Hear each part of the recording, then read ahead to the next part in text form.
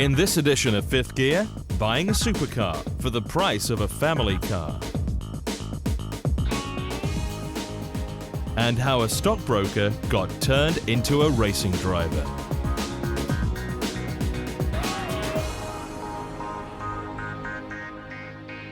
The current Vauxhall Vectra is a bit like a chocolate orange. You'd never dream of buying one for yourself, people just give them to you. There are millions on the road thanks to heavy fleet discounts, masking the fact they're actually rubbish. It's time to tap and unwrap the all-new Vauxhall Vectra. And here it is, a hugely important car for Vauxhall, not just in terms of sales, but image as well. They can't allow this one to fall short like the last attempt. What are your first impressions? You see, I've been trying to sum up the looks of this car for the last 5 minutes, and without using lots of swear words, it's impossible. The front end is the biggest piece of f***ing vintage Vauxhall dullness I've ever seen. The rear end is an entirely new form of ugliness, and the bit in the middle is a complete piece of shit. Some joker at Vauxhall reckons it looks aggressive. I say you're f***ing mad, mate. I've seen air stewards with more aggression than this. The looks clearly didn't make much of a dent in the Vectra's £1 billion development budget, so the rest of the car must be awesome.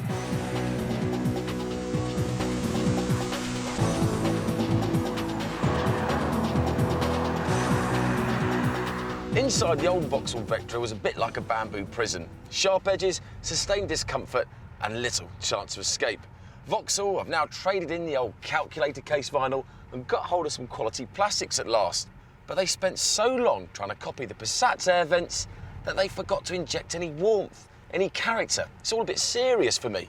If I'm spending thousands of miles behind this steering wheel, I don't want an angry dashboard with straight edges and right angles. I want a cuddly friend. And then there's a problem with indicating. Yes, indicating. The Vectra's new intelligent stalk drives you mad. Nudge it for 3 blinks, push firmly for it to stay on, then twice to cancel. You end up indicating all over the shop. And what about a boot release that unlocks the boot but doesn't open it? And ours didn't even do that. Back to the good old-fashioned key. If you're due to take delivery when the Vectra goes on sale in June, you'll no doubt be pretty worried by now that the new one isn't any better. So brace yourselves as I reveal for the very first time that it now not only has decent seats, but a comfortable driving position. Sing hallelujah as you find that excellent headroom and legroom no longer means your passengers have to travel around in the fetal position. Amen. Then prepare to pass out as you spy for the very first time the whopping great boot. It's absolutely massive, but that's not your lot, because we're about to witness history in the making. Because for the very first time ever, the Vauxhall Vectra steps out onto the open road and doesn't completely embarrass itself. And let's be honest, the last time a Vectra passed through new car finishing school, road manners was by far its weakest subject. Don't get me wrong, the new Vectra isn't a fully paid-up racer, but it does enough this time round to give you an extra shot of confidence on squiggly roads. I'm no longer concerned that the steering has an argument with the front wheels. You can feel exactly what's going on. The new Vectra has become a bit of a fatty and put on some weight. So this 2.2-litre engine, which is a decent engine in any other Vauxhall, struggles. Listen to it. It sounds like a milk float, there's nothing there. If you really want to get it shifting and can afford the range toppers, go for the 3-litre V6 turbo diesel or the 3.2-litre V6 petrol. Prices kick off at £14,645 and top out at 21 grand for the GSI. All cars come with traction control, cruise control and air conditioning as standard, but they're going to need more than that in order to beat the cleverness of the Nissan Primera, the Frenchness of the Renault Laguna, the build quality of the Volkswagen Passat, or the driving experience of the ever-popular Ford Mondeo.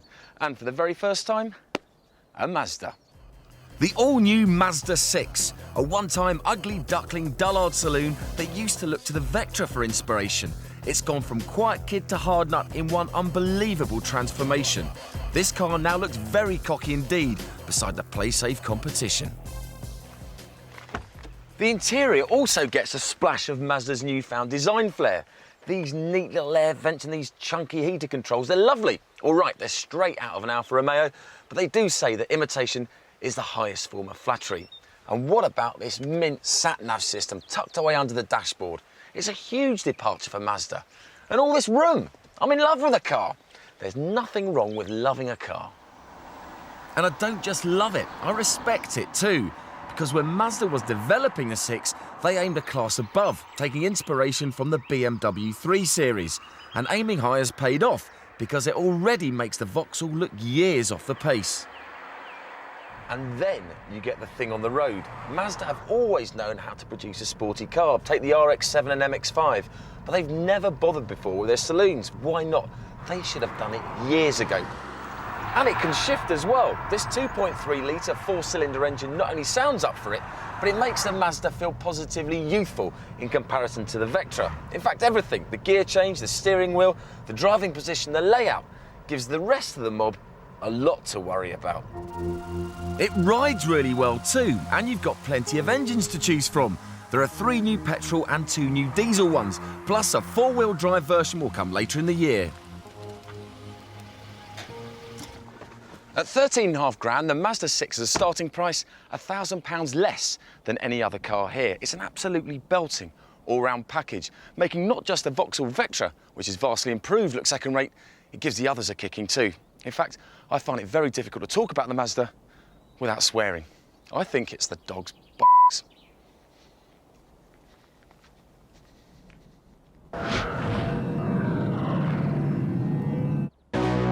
This is Liz Biagioni, a trader in the city.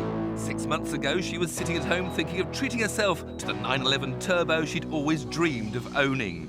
By trading in her SLK Mercedes and adding an extra 20 grand, the Porsche would be hers. But then she saw me on TV having a ball in one of these, a Club Sport Mini Cooper. And for the same 20 grand, she could buy it and have a whole season of motorsport thrown in for free. I've bought a Mini that now means that I compete in the John Cooper Challenge, and doing something sort of spontaneous, I haven't really thought what it actually entails. Now I realise what I've got to do, and I'm not sure whether I can do it. My biggest fear of being in this competition is actually coming last. I'm the only girl up against all these guys. I've never done this sort of thing before, and so that is my biggest fear. Also, not quite knowing what hill climbs and sprints involve.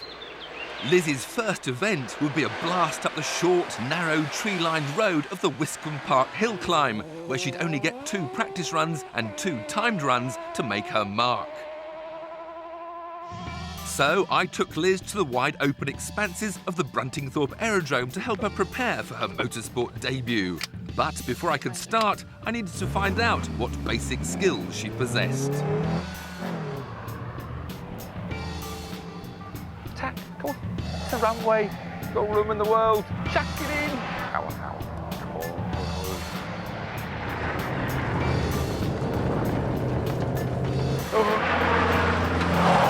Sadly, it was like a quick trip to the shops.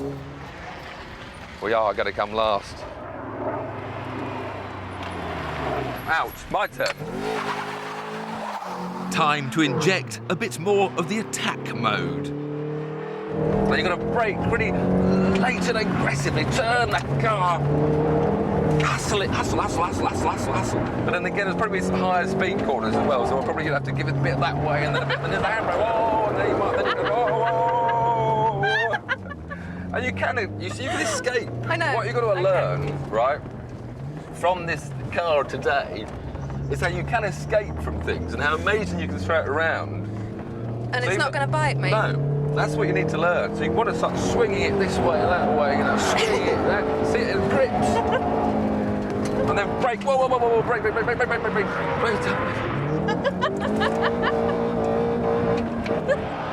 Are you with that now? Got it. Then there's the skill of getting off the line. What you want to do is practice holding a set amount of revs, so say about 4,500. Get it sitting there. Right, now creep the clutch up, your man's about to say start, then ready, and drop it, go! Good, that's good, excellent, straight away, let it go. Probably changed a bit earlier. Let hang those revs a bit longer. Now up to this corner. Now brake even deeper than that. Turn. Tap the steering wheel. Accelerate. Now brake hard. Turn. Understeer. That's good. Yeah, aggression. That's going to be a first gear hairpin. So you've got to brake hard, punch it down a gear. Turn. Now feed in the power, but watch. Yeah, you got third. You see, you got to get used to that again. Can't afford that on the hill climb. We would have lost. Round we go again. Because the amazing thing about this hill climb, it's going to be so narrow. Now we've got the space. That's good. Feather, good. Yeah, aggression. Up to second. That's good. Wiggling it.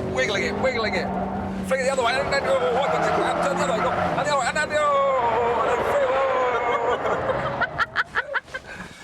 Oh, it stalled. No!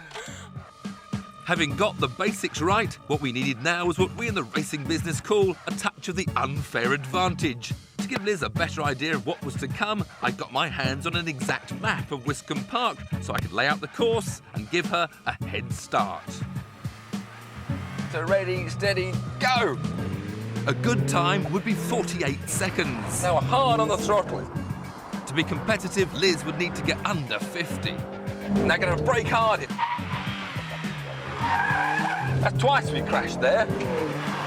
Oh, clip the curb, that's good. And across the line. After several attempts, the shopping run was history and a sharper, more aggressive Liz was just half a second off my target. For the final dress rehearsal, I left her to go it alone.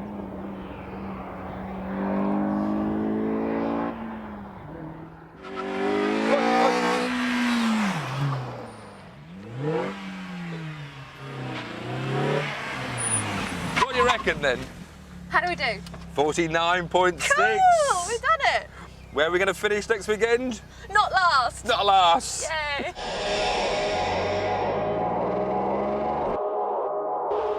Just 6 days after being put through her paces on a flat aerodrome, novice racer Liz arrived at the top of the Wiscombe Park hill climb, the venue for her motorsport debut. It's a bit steep. Not quite like... No, it was like that before. Now it's like that. Yeah, it's a bit different. Well, I couldn't simulate that. I couldn't build you great hills. Anyway, No. this, as you can quite see, obviously is the finish. So I think we better go down the bottom and start at the start. A start that fires you straight into a tight first gear left-hander before heading for the trees. Then after a nice gentle section through Bunny's Leap, we come to gate, which as you can see, some people have got very close to. Aim for this next pine tree. And now it's all about memory. The more you can remember now, the easier it's going to be on the run. You can't see round the corner. But you know what's around the corner because we've walked it. Now the temptation's going to be to cut in early. I know you're going to do that. You did it before, Tessa. You've got to hold yourself out wide, cut in late, hit the throttle, and when you get the wheel spin, just feather it off. Feel for the maximum traction, because that's what it's all about from here up to Martini. And the final first gear left-hander to the finish line. Right, Liz, 8 o'clock in the morning. We passed scrutineering. Your first run's 15 minutes away. How are we feeling? Not good. I'm really nervous. But it's nice then, as a chance, a steady run, but be aggressive under braking, under throttle, but just take a look, take a good look. Aggressive. Under braking, where it's Right. safe. Can you come with me? No, Liz, I'm afraid they don't allow that. You're on your own now. Don't you let me down, all right? Oh. With 22 men lined up against her in identical Club Sport Mini Coopers, the competition was going to be intense. Practice run number 1 was a sensible and promising 14th fastest. I'd like to. It was good fun. Just can't go fast enough yet. Practice number 2 was another matter. No lift. Yes. Speed. Come on, babe. Liz shocked everyone. She was 5th. Pressure's on now, right? No more coming last. We want podiums now. Oh no. Yes. I'm happy with the not coming I'm last. sorry. Each competitor would now get just 2 runs to set their best time. Halfway up, she was quicker than ever, but on the final corner, disaster. Liz! What happened? I lost all power on that last hill. And that last hairpin, whacked it into first and got nothing. The engine just died, so I crawled over. But the engine had only died because Liz had engaged third instead of first, and that small mistake dumped her down to 20th place. Now there was only one run left, and it was spitting with rain.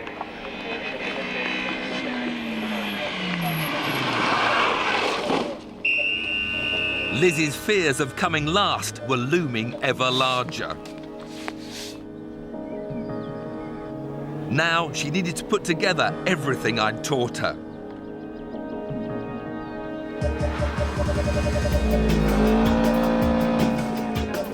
The concentration in her eyes was proof enough that she was giving it her all. She improved her time by 1/10 of a second at the halfway mark. But there was still that final corner to come. This time, though, there were no mistakes. Liz would set the 7th fastest time in what was generally a slower run. A brilliant effort under real pressure and in very tricky conditions. She'd done her teacher proud. So, Liz, it rained. You see, there's always an if in motorsport, but, you know, I worked out you're going to nut back 14th. It's not quite what we were hoping for after the promising 5th. But it's not that bad. I'm not last. No, that is true. Now, a week ago, you were worried about coming last. And some of those times were quicker. And now you're a veteran. And now you can forget about all these hill climb times and look forward to racing, and that's what really counts.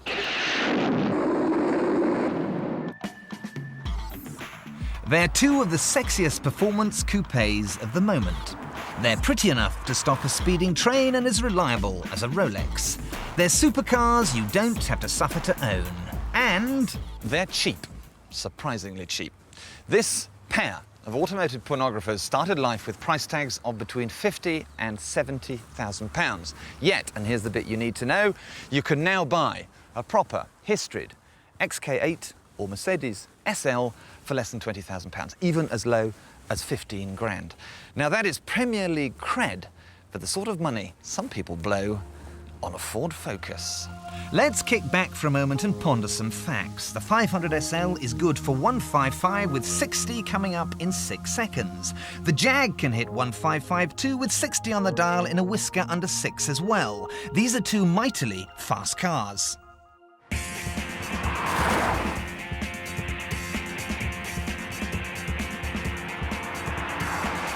The 500 SL is deceptively refined. This one is a 92k, done 100,000 miles. You could buy this today for a smudge over 18 grand.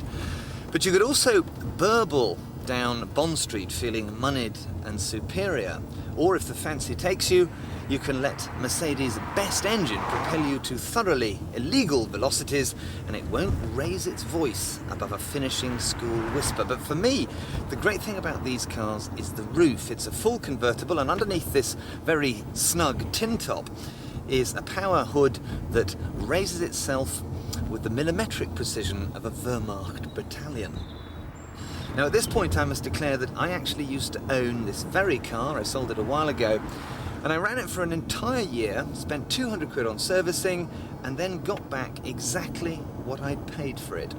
And that is because Mercedes SLs are perennially strong sellers.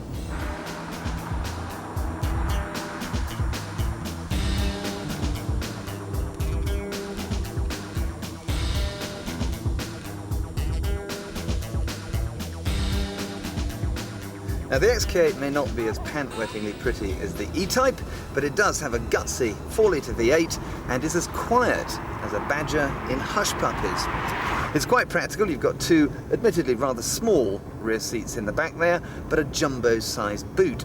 Now this one is a 97R, it's done 90,000 miles, and it could be whisking you and your baggage all the way to Geneva in high style for just 18.5 grand. I believe that the market currently undervalues this dynamic duo, so take advantage while you can. But sadly, the bills won't stop coming in once you've bought them. You won't get much more than, what, 20 mpg out of either. Servicing at an independent will cost around 300 to 400 quid, more at a franchise dealer. And as for insurance, well, you're going to have to take a deep breath. But the most important thing to remember is if anything big does let go, you're going to be in for a serious financial spanking, which is why You must get lumps like these professionally inspected before you buy. Be fussy and insist they come with a full and very detailed service history. And if I was buying from a dealer, I'd need the longest, most copper-bottomed warranty available, and I'd get it thrown in the deal for free. But get it right, and you will own one of the most fashionable and desirable sports coupes of the moment. And also, you'll have done that wonderful thing, created an optical illusion. Bought something very sexy for less than 20 grand that looks like it should cost 50. And realised an automotive dream, because when you pull up in either of these, you have the certainty of knowing that you have arrived. Big time.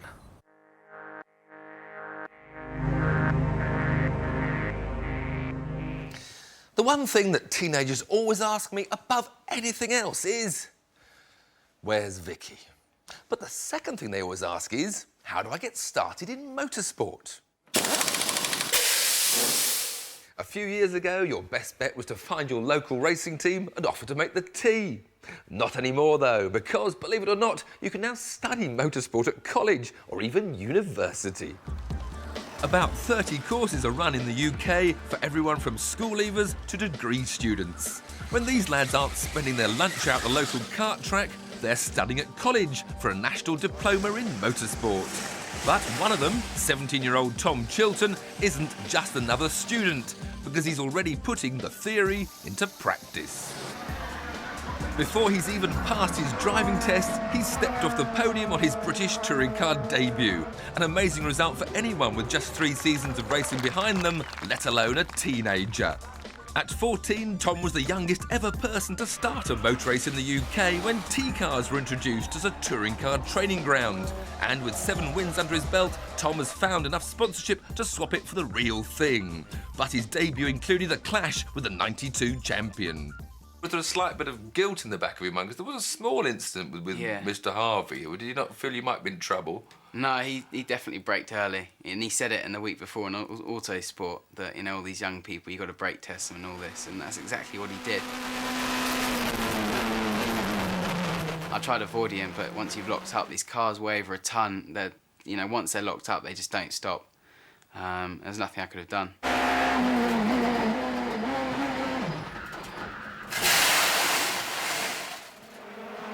He wasn't very nice about you afterwards, though, was he? No, he was a bit mean, actually. Really upset because it was a great race with lots going on, and then on the last lap, when someone who's barely passed his driving test whacks you up the back so hard it puts you in the kitty litter, you can't give yourself back the place. Maybe he needs a bit more experience before he races at this level. Have you spoken to him since? Oh yeah, I've spoken. Yeah, we're cool about it. That first drive, did it come naturally? Did you think, oh, I can do this? Or was it, ooh, I'm a bit scared of this? How was the first feeling? Yeah, the first feeling is like, oh, do I brake here or there? And then when you start sliding, you think, oh, this feels right, this is really good. And then you start to, like, adding, you know, your little bits on each corner, and they all add up, and it just feels really good, that buzz. And that's when I felt that, you know, motorsport's for me. And what about this staying at college and getting a few more qualifications? I mean, do you enjoy that side of it? I'm finding that every little bit I'm learning from college, it's sort of like helping me to set up my racing car. So when I come into the pits, I can sort of like describe in more detail what to change, and it is helping, and I'm learning all the time. It's really good. This now sort of dominates your life, you know. Most 17-year-olds are having fun, going partying. You've got to go racing. Yeah, I mean, pretty much every other weekend, or most weekends, I am racing. As soon as I get back from college, I have to do at least an hour and a half of fitness training with my personal fitness trainer. And then you've got to squeeze in a bit of homework for college, and then you can eat and go to bed. So it is pretty hectic. So have the girls at the college noticed this new young man, you know, at all? No, I haven't actually. No, it's really weird. Like, all the lads sort of, like, notice me, but no women. Where are they? Motorsport courses won't put you in the driving seat, but they will prepare you for a job in one of the UK's biggest export-earning industries. And, as Tom is finding out, help you understand the machine you drive. And if he doesn't make it as a professional driver, at least he'll have something to fall back on. And it won't be making the tea.